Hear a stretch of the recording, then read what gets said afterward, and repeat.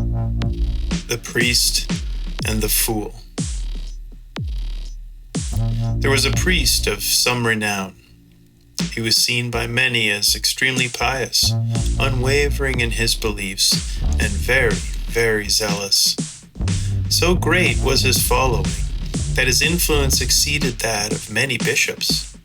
His detailed understanding of the faith, achieved through rigorous study, made it impossible for his presence not to be felt throughout the entire body of the faithful.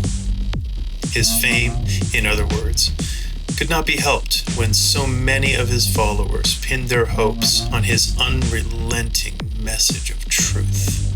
Hard truths, uncomfortable truths, downright mean truth. And because his teachings were crystal clear, those who listened were comforted by the absolute certainty of his words and the full assurance that they were walking the straight and the narrow, the royal path. The priest was a tiny man, and being not entirely without a sense of humor, he ordered his assistant, Julius, to carry with them a literal soapbox to stand on whenever speaking from a lectern. On the 2nd day of November, the priest, standing on his soapbox, was addressing a large body of the faithful who'd gathered to hear his stern words.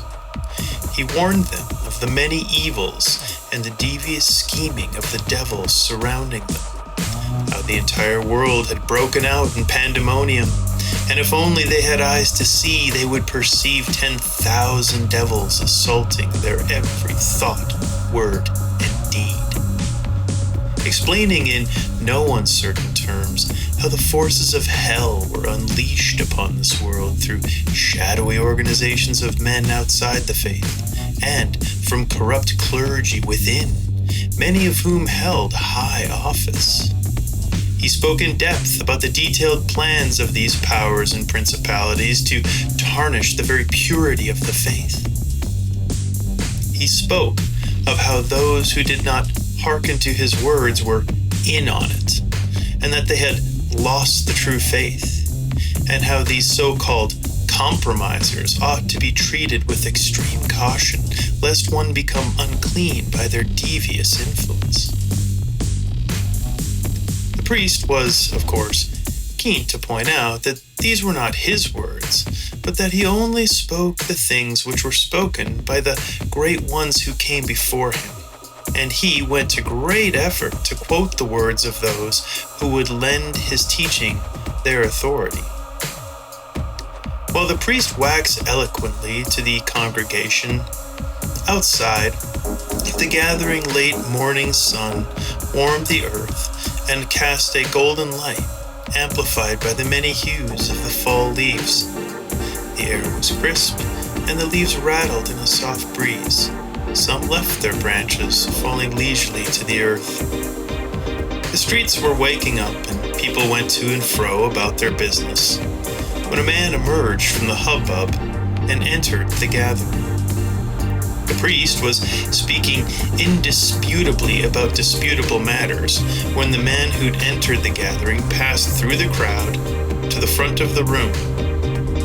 His body looked like that of a young man, but his face was weathered and his beard wild beyond his years. He wore a tattered black shirt and dirty black jeans, and the sound of his bare feet echoed, slapping the marble floor as he approached the lectern. The crowd was aghast as they watched the man approach and stand before the priest, a mix of curiosity, anticipation, and no little anger filling their silence. The priest pretended not to notice the fool and continued speaking, but it was soon clear that the audience's attention was solely on the strange man before him. Gripping the lectern, knuckles white, the priest addressed the man. "What?" he asked the fool. The man simply stared at him, some would say afterward with the face of an angel. "Get on! What is it you want? Speak, or I'll have Julius escort you from the premises." The fool continued to stare, while Julius scurried toward him with great eagerness. But he froze when the man spoke. Head bowed, The fool said, "Forgive me, Father. You are a great man filled with vast knowledge beyond that of anyone gathered here.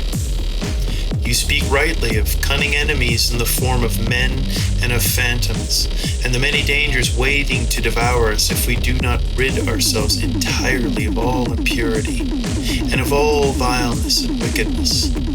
Your words serve as an incontinent reminder of our utter depravity. So great are your powers of perception that you see the shadow in the light, the horror in the beauty, and the devil in every delight. To you it is given even to find shame in the shameless. I know that you do this in humble service to cleanse this body of believers gathered here from all imperfection. I also know that in your mission to be pure, you only apply the truth. Truth to salt our wounds, the truth to pick our scabs, the truth to scrub every orifice, and finally the truth to cut off every offensive member. And that we might all join your campaign to cleanse the body of its filth by proclaiming the truth, the truth, the truth. The priest loosed his grip on the lectern, softened his jaw, and stepped down from his soapbox to stand on the steps above the fool, and spoke.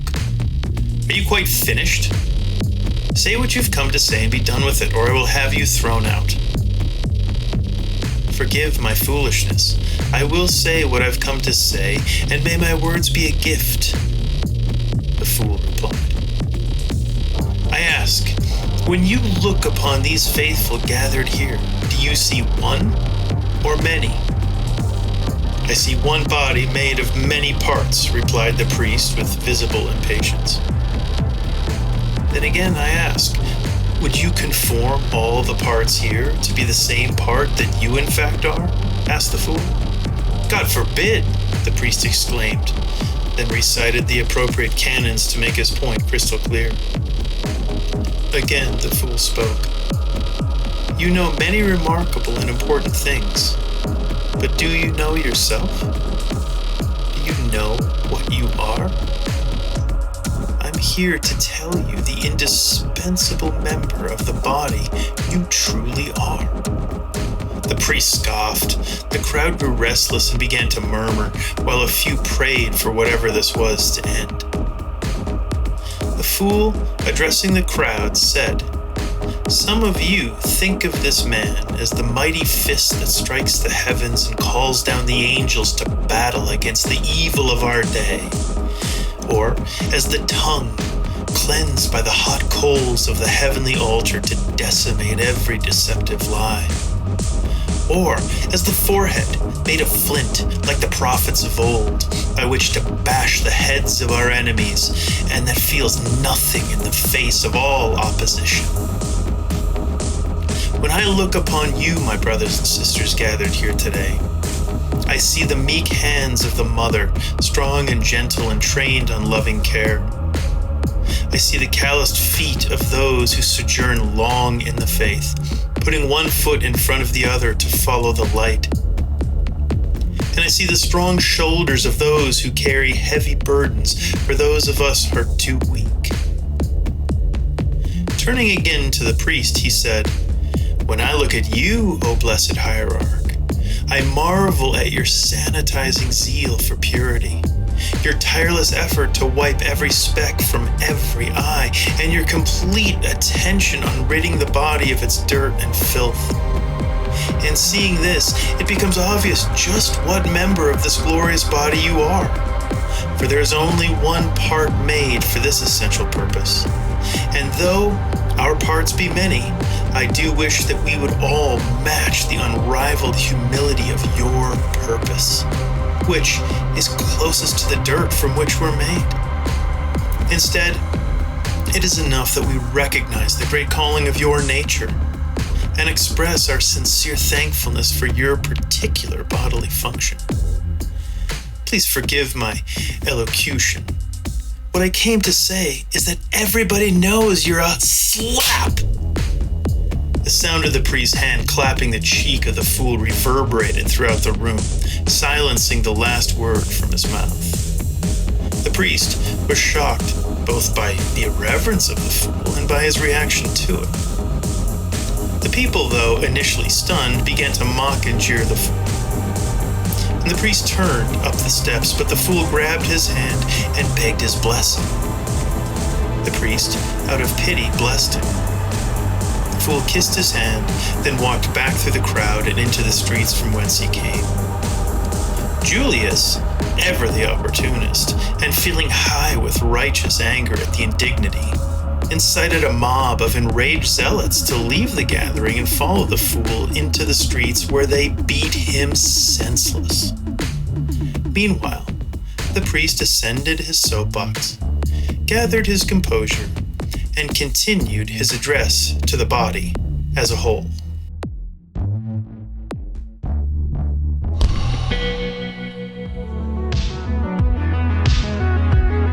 Thanks for watching. Pixel Talk will return. Visit tigler.com for more art, apparel, and things yet to be revealed.